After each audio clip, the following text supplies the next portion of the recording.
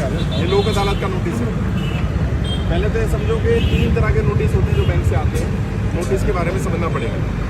पहला नोटिस होता है जो बैंक से आता है, कैसे पता चलेगा बैंक का नोटिस है, उसमें बैंक का नाम लिखा होगा।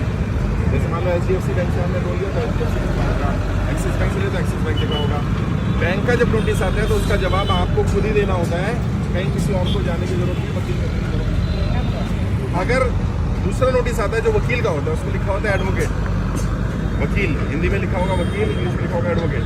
उसका जवाब आपने नहीं दे तो सकते हैं, लेकिन आप कोशिश करिए वकील के थ्रू उसका जवाब दिया जाए, किसी एडवोकेट को रखिए अपने पास, वो जवाब देगा। उसका भी अगर जवाब नहीं देते तो तीसरा नोटिस आता है जो होता है कोर्ट का नोटिस।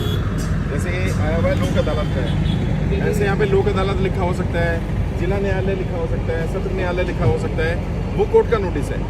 कोर्ट के नोटिस पे ज़रूर जाना होता है।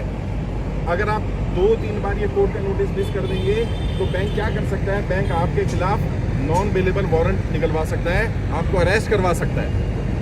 तो ये ध्यान रखिए कि नोटिस का जवाब जरूर देना। और नोटिस का मतलब कोई क्राइम नहीं कर दिया आपने, नोटिस से डरो मत, ये लोग नोटिस लेते नहीं हैं। अगर आप 3 बार नोटिस नहीं लेंगे तो बैंक आपके घर जा करके वो नोटिस चिपका देगा, तो क्या फ़ायदा होगा?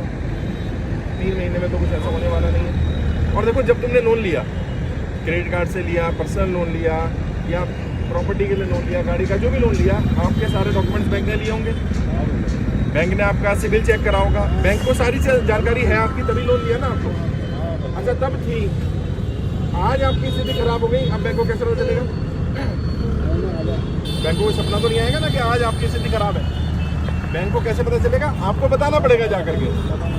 तो जब आपको पहले तो इंसान को पहले ही पता चल जाता है कि मेरी अभी स्थिति खराब होने वाली है, अगले महीने मेरी सैलरी नहीं आएगी, मेरी नौकरी छूट गई है, या मेरा बिजनेस कम हो रहा है, मैं किस्त नहीं भर पाऊंगा।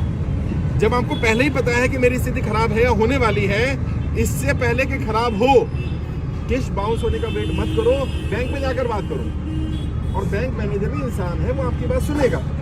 उनको रिक्वेस्ट करो कि सर मेरी स्थिति खराब है, मेरी स्थिति में मैं अपनी किस्त नहीं भर पाऊंगा। कब जाना है? बाउंस होने से पहले। अगर बाउंस होने के बाद जाओगे तो बैंक का बिहेवियर अलग होगा, बाउंस होने से पहले जाओगे तो बिहेवियर अलग होगा। तो क्या करेगा बैंक? बैंक आपको रास्ता बताएगा कि भाई नहीं भर पा रहे, अब क्या कर सकते हो? आप एक काम करो, किस्त को कम करवा देते हो, लोन रीस्ट्रक्चर करा सकते हैं, रीफाइनेंस करा सकता हूँ, कुछ समय दे सकता हूँ आपको। लेकिन जब आप जाते कब हो बैंक में? जब आपकी 4 इंस्टॉलमेंट बाउंस हो गई है, जब आप पैसे दे नहीं रहे, आप बैंक का फोन नहीं अटेंड कर रहे, आप उनके नोटिस का जवाब नहीं दे रहे, बैंक ये मानता है आप डिफॉल्टर हो। डिफॉल्टर मतलब बेईमान, और बेईमान का साथ कोई नहीं देगा, ना बैंक देगा, ना मैं दूंगा, ना सरकार देगी। तो ऐसी स्थिति मत आने दो कि बैंक आपको डिफॉल्टर घोषित कर दे, आप डिफॉल्टर मान ले। बैंक से नोटिस आया, जवाब देना है। नोटिस ना आए, उस मनुष्य दिन का इंतजार मत करो कि जब तुम्हारा नोटिस आए, घर कुड़की हो जाए, गाड़ी चली जाए। मेरे पास तब आ रहे हैं लोग कि जी मेरे घर पे तो नोटिस चिपका दिया। सो रहा था तो 1 साल से भाई, पहले तेरा 2 का नोटिस आया होगा, फिर तेरा 4 का नोटिस आया होगा, सिंबॉलिक पोजीशन का नोटिस आया होगा, उसके बाद नोटिस घर पे चिपकेगा। प्रॉब्लम क्या है? पहले तो तुम डिफॉल्टर कर जाओ और फिर कहो कि बैंक मेरी मदद करे, नहीं करेगा कोई बैंक। कब जाना है बैंक में? जब इंस्टॉलमेंट बाउंस हो रही है उससे पहले। आपको पता चल गया ना मेरी स्थिति कल खराब होने वाली है, मेरा व्यापार कम हो रहा है, एकदम से ऐसा व्यापार नहीं गिर जाता, और गिरता भी है। मानो पिछले महीने EMI दी, इस महीने आग लग गई, दुकान में आग लग गई, कमाई खत्म हो गई, तो छोड़ दो उसको बेटा, आग लग गई।